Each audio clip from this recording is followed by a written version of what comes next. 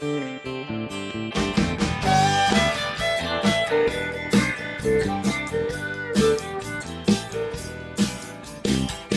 program is sponsored by Bet's Gold Coin. Join us for family-friendly dining. Hello and welcome to Women Leaders of Mariposa. I'm your host, Carol Dewey. And today we have with us a gal who is an incredible leader within our community, a wonderful asset, who has ministered to many of the families and children within our area. Today I welcome Trish Gilger. Hi, Trish. Hi, Carol. Thank you so much. Thank you for the kind words. I'm glad you can join us today. And it's my pleasure to say kind words about you because you're an amazing gal. You have done so much lately within our community. And as I said, in such a short time. How long has you actually been here in the area? 4 years. That's what I thought. 4 years. Yeah. My husband was a professor at the university. I was associate dean at Purdue University, and we're getting ready for retirement. We're thinking about raising our 2 children that are 13 and 16 in our community at that time, and wanting to realize where we wanted to be with them. Right. And so one of the positions he was offered was at UC Merced, and it was an incredible university, a chance to be a part of something 21st century, something new, and meeting the students, we made the right decision. Those UC Merced students are incredible. Nice. So we're lucky to have you here in Mariposa, let me tell you. Yeah, well, it was last minute decision to come up here to Mariposa. We had no idea how wonderful it was going to be. Wonderful. So you have a BS in genetics, and your husband is in genetics too. That brought you together, didn't it? Kind of, yes. Actually, my husband is a behavioral geneticist, and he's neurology and psychology development, and he takes a look at the brain. And I was managing a lab, and it was a molecular genetics lab, and had research and managing at the same time. So it sounds like you collaborate in a lot of things. We did. When we came together, it was a good fit, and not only do we have an interest of what each other's doing, that we have a partnership in our relationship and raising our kids together. Wonderful. And we're both giving people to the community. We're both that way, so we've made a good fit in that way. Oh, that's pretty obvious in what you've done here. And him too. So he has created an alliance, and you're a part of that. Can you tell us something about that? Yeah, he did. So when we came here to UC Merced, we realized in the Central Valley that they were missing an area of atypical and typical development, outreach to families and that are in need of understanding of development. And so he created UCM Alliance Center, and it's a center where professionals, nonprofits, organizations, professors, institutions all have come together to provide teaching, research, and outreach to the community. And Help for My Child is a virtual center that he has created. It's funded by the Cunningham Endowment and First Five.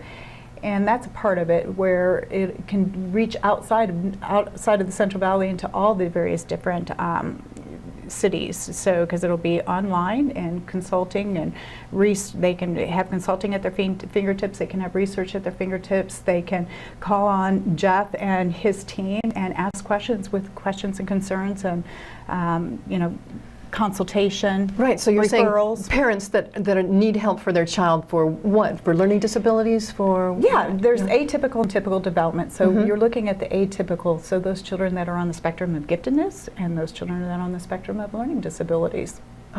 So then it gathers in all sorts of consultants and becomes a wonderful hub for information to put them in the right direction. And then we also have a physical address also. So downtown Merced, we actually have a building where individuals, where research can be done, meetings can be held, building of boards for other organizations too. And you mentioned another program, My IP. That's another thing you're involved in. It is. Yeah. So actually that was part of coming to Mariposa. So we last minute decided to come to Mariposa, and I didn't know what to do with myself. And Annabelle was in 4th grade and Daniel was in 6th grade. And you got to be a stay-at-home mom, was that it? I did. Yeah. That was the decision when we decided to live an hour away from the university. Right. And so Doug Chappelle was Daniel's 6th grade teacher, and he asked me if I would tutor in algebra. And I got to know the students, and I got to know the kids, and they were great. And I got to hear their life story, and I've never lived rural in my life, and I got an idea of what it is to live rural. And realized how isolated the children can be. So even though they had this great institution, Yosemite National Park, in their backyard, because that's the camp that Annabelle did when we started here, was Yosemite in your own backyard. Yeah. Many of the children hadn't gone there because they didn't do it till 8th grade, and this was 6th grade. Oh, wow. And so then I realized that not only do they have Yosemite in their backyard, that they have UC Merced in their backyard. Yes, yes. And so that I began to open doors. Yeah. I began to create programs, events, and projects that would impact the life of the Mariposa youth, because I saw a need for it. Oh my gosh, and you have all the list of what it entails is huge. There's what? A college tour and dinner with a scientist, Project 10%, writing festival contest, a social innovation camp, 6th grade pen pals. I mean, the list is incredible. You got it. Yeah. So it's called Mariposa Youth Impact Project, which is capital M, little y, capital I, capital P. And it's my IP, my important person, my important project with a play on it. Okay. And so now I've got UCM students that are involved in it, and they have begun to name categories. So it's called My Career. And I have UCM students that are coming into our community and are developing like College Smart, College Possible. And so what they're wanting to do is open doors for Mariposa students that they can learn those things about college applications, what you need to look like in 5th, 6th, 7th, 8th, high school years, that will open doors of opportunities for college. Right. Then they have My Future, and My Future, they put underneath it UC Merced Pen Pal program.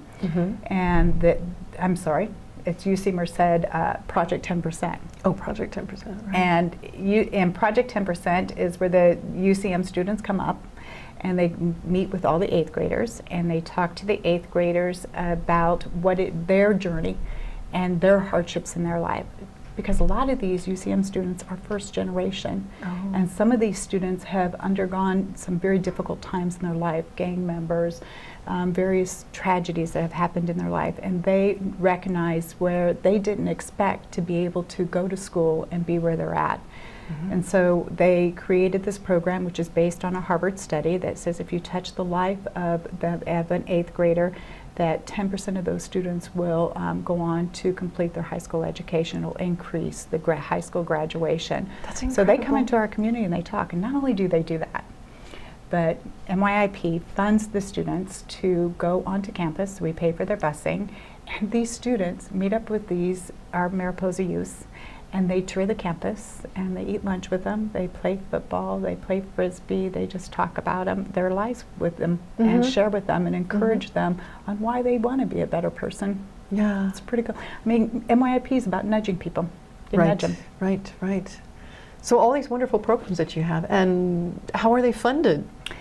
So, off of my past experiences. So my past experiences in my life, like I've said, that my son Adam, that's how I met Jeff. He brought me up to be an advocate for children. And so I'm so thankful that he gave me that knowledge in my lifetime of raising him.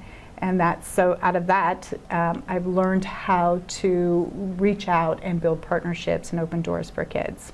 And then for funding, when I was a manager in the molecular genetics lab, I did a lot of the grants. So I didn't write the grants, I did compliance on the grants. So I did government compliance, and I met that, and I assisted in writing the grants. So I had a lot of knowledge in writing grants. And then I met Jeff and married him, and I helped him write grants. So I had knowledge of grant writing. Right, and that's a gift. That really is.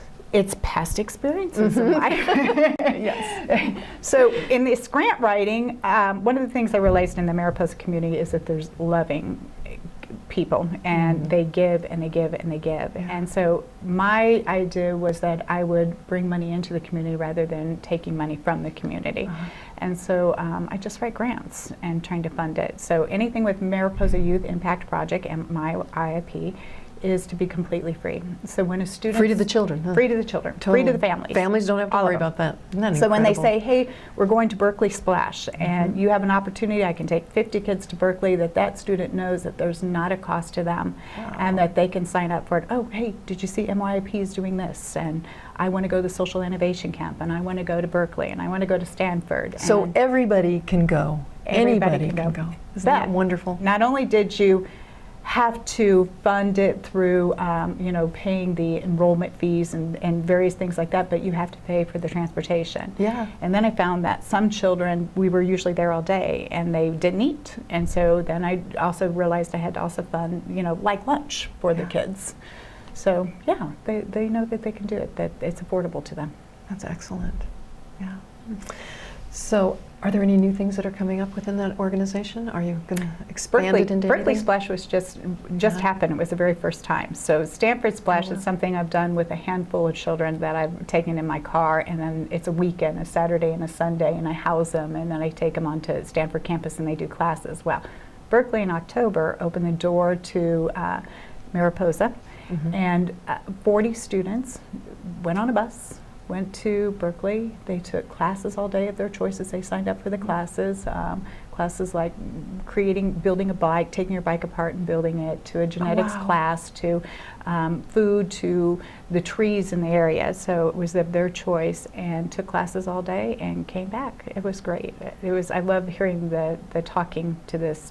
The students talking about their day and their experience. Right, right. Dinner with the Scientists is something that happens. AAUW actually houses it. It's paid by Tavis Corporation, pays for the busing. ABC helps provide some of the food, the price of the food. It's also UC Merced actually even funds it. So it's the natural sciences. It's one, Mesa. Actually funds and pays for the facility also, and then AUW also supports it. And it is where anywhere from 75 students to 100, someday we want to build it into 100, go on campus, and they sit with the scientists. Half the scientists are UC Merced professors, the other half are community. They come from our community, from the National Park, from to Kelly Martin, who is the Yosemite Fire Chief, was one of our scientists. It's happened for 3 years. To in our community, where Kathleen Keaton was one of the architects. To the community in Merced, where Donna Lee Hartman, who is a CSI, which is very popular. And then also professors on the campus were math professors, physics professors, engineering professors, psychology professors, and they get to ask them questions. And we match the student to their interests. So the student walks away happy, and the professors are so impressed with our Mariposa, because you've matched them up. They're asking those questions. They're interested in knowing what's happening. Sounds like a great experience. It is. That's part of what MIAP is supposed to do. It's supposed to open the doors for new adventures, new dreams. Yeah. Well, it sounds like the UC students are extremely involved, and I love that part. They're giving and giving, which is wonderful there too. That's a wonderful lesson for them too.